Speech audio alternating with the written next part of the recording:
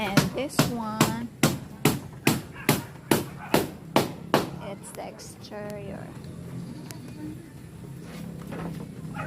And if we apply it, it will become like this. Our sasa. Yan.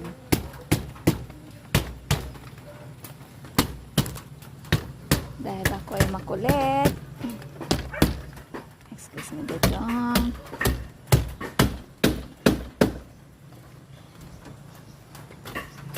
Ayan. Sasa. And that is the kulob. I put accent over there. 2, 4, 6, 7 of it. Para may design naman siya.